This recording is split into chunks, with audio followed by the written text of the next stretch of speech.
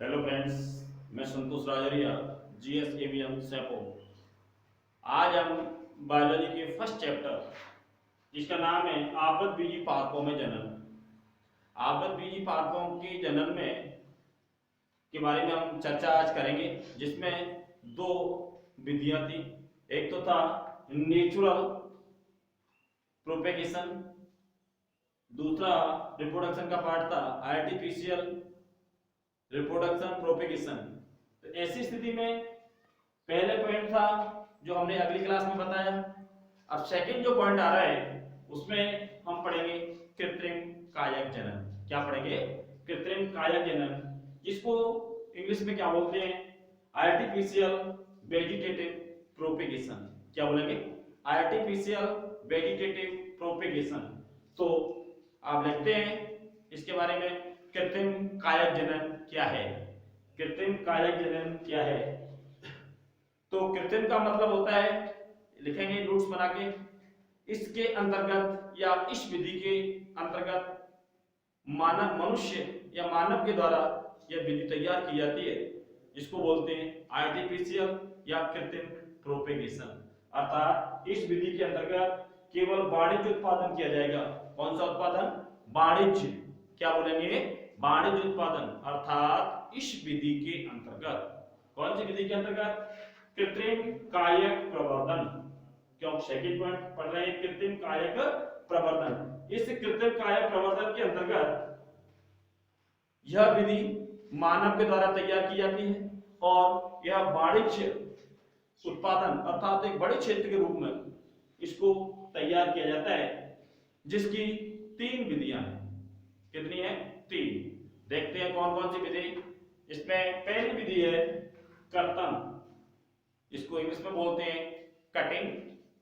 Second विधि है दाव लगाना, जिसको बोलते हैं लेयरिंग।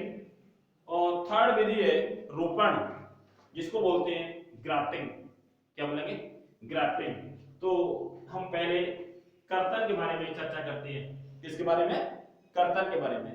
कर्तन कैसी विधि है? कर्तन का मतलब होता है कटिंग करना। कटिंग किसी भी इस विधि के अंतर्गत, क्यों यह विधि किसके द्वारा तैयार की जा रही है? मनुष्य के द्वारा। तो इस विधि में हम क्या करेंगे? इस विधि के अंतर्गत किसी भी पार्ट को काटेंगे, कटिंग करेंगे। ये विधि कर्तन विधि कहलाएगी। इसके अंतर्गत भी दो पार्ट है। कौन सा है? एक तो है स्तंभ कर्तन और दूसरा है मूल कर्तन। कौन सी विधि के अंतर्गत? कर्तन, जिसको कटिंग कहते हैं। अर्थात स्तंभ कर्तन और मूल कर्तन। पहला पॉइंट देखते हैं, स्तंभ कर्तन क्या है? कौन सा कर्तन? स्तंभ कर्तन क्या है? इस विधि में पौधे के स्तंभ भाग को, पौधे के स्तंभ भाग के छोटे छोटे टुकड़े किए जाते हैं। स्तंभ कहते हैं तना। जैसे कोई भी तना है, उसके छोटे छोटे टुकड़े करेंगे और छोटे छोटे टुकड़े करने के बाद उसको कहाँ? मिट्टी के अंदर डालेंगे, रोपाई करेंगे उसकी। और रोपाई करने के बाद उसके अंदर अपस्थानिक जड़ें उत्पन्न होंगी। और जैसे ही अपस्थानिक जड़ें उत्पन्न होंगी, तो अपस्थानिक जड़ें उत्पन्न होने के बाद उसको उसमें नए पादप का निर्माण होगा, उसे बोलते हैं स्तंभ कर्तन। यह अधिकतर उसकी कर्तन की लंबाई मात्र पादप की आयु, मात्र पादप की आयु, लंबाई और ऐसी स्थिति में रोपाई और वातावरण आदि के द्वारा प्रभावित होती है। आपसे पूछ लेता है स्तंभ कर्तन किसके द्वारा प्रभावित होता है? तो पहला पॉइंट है लंबाई, स्तंभ की लंबाई कैसी है। दूसरा पॉइंट है उसका वातावरण कैसा है। तीसरा पॉइंट है उसकी रोपाई कैसी है। अगर ये सही होता है तो ऐसी स्थिति में हमारा जो विधि है स्तंभ कर्तन, वो बहुत सक्सेसफुल होगी। तो आपसे कभी कभार क्वेश्चन भी अटेम्प्ट करता है, बोर्ड परीक्षा में 1 नंबर का क्वेश्चन होता है, क्योंकि पूरा पार्ट ही 1 नंबर के क्वेश्चन के ऊपर ही है, जिसमें पूछ लेता है गुलाब के अंदर कौन सा कर्तन, कौन सा प्रोपेगेशन होता है, कौन सा जनन होता है। तो आप पहला पॉइंट लिखेंगे स्तंभ कर्तन। कौन सा? स्तंभ। अब स्तंभ कर्तन के उदाहरण कौन कौन से हैं उसके बारे में चर्चा करते हैं। जैसे गन्ना है, अंगूर है और गुलाब है। हमेशा गन्ना, अंगूर और गुलाब, गन्ना, अंगूर और गुलाब, इनके केवल स्टेम पार्ट, स्टेम का मतलब तना, तना पार्ट ही प्रोपेगेशन के अंतर्गत कार्य करता है। प्रोपेगेशन का जन्म के अंतर्गत तने को काटेंगे छोटे छोटे टुकड़ों में। एक बार और देखेंगे कि स्तंभ कर्तन क्या है। एक नोटिस टाइप क्वेश्चन भी आप नोटिस भी लिख सकते हैं इसमें। स्तंभ कर्तन अर्थात इस विधि के अंतर्गत पादप के छोटे छोटे तनों को, छोटे छोटे तने होते हैं, उनको टुकड़ों में काटा जाता है और टुकड़ों में काटने के बाद उसको मिट्टी में दाब दिया जाता है और मिट्टी में दाबने के बाद कुछ समय के बाद उसके अंदर छोटी छोटी जड़ें निकलती हैं और नए पादप का निर्माण हो जाता है। और नया पादप का निर्माण हो जाता है तो यह उसके वातावरण, कर्तन की लंबाई, उसकी रोपाई उस पर निर्भर करेगी। जैसे गन्ना, गन्ने की छोटी छोटी पर्व संधियां होती हैं, ये इसकी पर्व संधि को छोड़ देखा होगा आपने। गन्ने की रोपाई करते हैं तो क्या होता है, छोटी छोटी गन्ने के जो साइडर होते हैं उनको काट लेते हैं और बीच में थोड़ा मक्खी टाइप स्ट्रक्चर्स होता है जिसको पर्व संधियां बोलते हैं। जैसे माना पर्व संधियां कैसी है, हमारा ये गन्ना है इस प्रकार,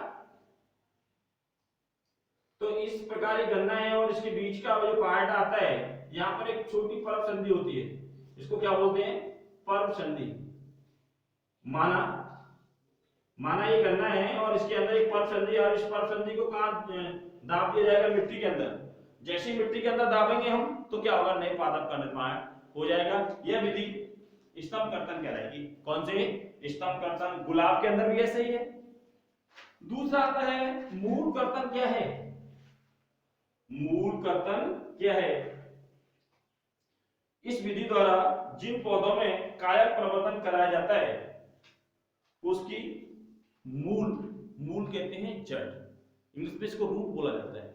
मूल, मूल के छोटे छोटे या मूल को मिट्टी के अंदर गाड़ दिया जाता है और गाड़ने के बाद पूरी जड़, मिट्टी के पूरे रूट को नहीं, उसके छोटे छोटे टुकड़े भी कर सकते हैं। और करने के बाद मिट्टी में रोपाई कर दो, रोपित कर दो, और रोपित करने पे नए पादप का कुछ समय के बाद निर्माण होता है। जैसे एग्जांपल लेते हैं इसका, नींबू। नींबू क्या है, नींबू, नींबू के द्वारा अमरूद, सेब और चेरी। नींबू की अगर जड़ है ना, उसकी जड़ पार्ट को काटकर छोटे छोटे टुकड़ों में और उसको मिट्टी में रोपा जाए तो नए पादप का निर्माण होगा। तो ऐसी विधि कौन सी कहलाएगी, मूल कर्तन। ऐसे ही अमरूद है, इसी प्रकार सेब है, सेब है और दूसरा चेरी है, तो इसके उदाहरण है। तो पहला पॉइंट हमारा क्लियर होता है, कौन सा, कटिंग। कटिंग कितने प्रकार का हुआ करता है, दो प्रकार का। कौन कौन सा, सभी बोलेंगे। स्तंभ कर्तन। कौन सा कर्तन, स्तंभ। स्तंभ कहते हैं तना, तने को काटकर छोटे छोटे पार्टों में बांटना, काटना और काटने के बाद मिट्टी के अंदर रुपाई करना। और ऐसी स्थिति में यह हमेशा गन्ना, अंगूर और गुलाब पर का एग्जांपल है इसका। दूसरा है मूल कर्तन। मूल का मतलब होता है रूट, छोटी छोटी जो जड़ें होती हैं उसके तने को काटकर, जड़ों को काटकर मिट्टी के अंदर रोप दिया जाता है और वहां नई जड़ें उत्पन्न हो जाती हैं और नए पादप का क्या हो जाता है, निर्माण। यह कहलाएगा मूल कर्तन, जिसको बोलेंगे। इसमें ये किस किस के अंदर होता है, नींबू है, अमरूद है, सेब है और चेरी। ऐसी स्थिति में सेकंड पॉइंट आता है हमारा दाब लगाना। कौन सा, दाब लगाना। इसको बोलते हैं लेयरिंग। क्या बोलेंगे, लेयरिंग। पहला पॉइंट क्लियर हुआ और सेकंड पॉइंट के बारे में हम चर्चा करेंगे कि दाब किस प्रकार लगाया जाता है।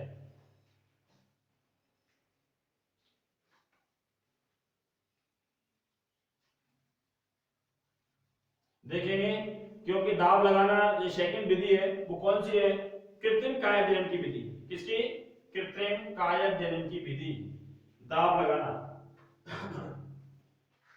दाब लगाने के लिए देखते हैं, दाब लगाना यह विधि, जैसे किसी भी इस विधि के अंतर्गत हम क्या करेंगे, कोई भी तना है, जड़ है या पत्ती है, किसी भी पार्ट को हम पौधे से अलग नहीं करते। किससे, पौधे से अलग नहीं करते हैं, केवल कहां, मिट्टी के अंदर दाब लगाया जाता है। तो यह विधि कौन सी कहलाती है, दाब लगाना। कौन सी विधि कहलाएगी, दाब लगाना। अर्थात किसी भी पौधे के पार्ट को, किसी भी पौधे के पार्ट को उसके अंदर दबा दिया जाता है मिट्टी के अंदर, और मिट्टी को दबाने के बाद जो नए पादप का निर्माण होता है, तो यह विधि कहलाती है दाब लगाना। इसकी 3 विधियां होती हैं। कितनी? 3, जो अगले उसके अंदर हम पढ़ेंगे अगले कालांश में, तो इसके बारे में कल चर्चा करेंगे। थैंक्स।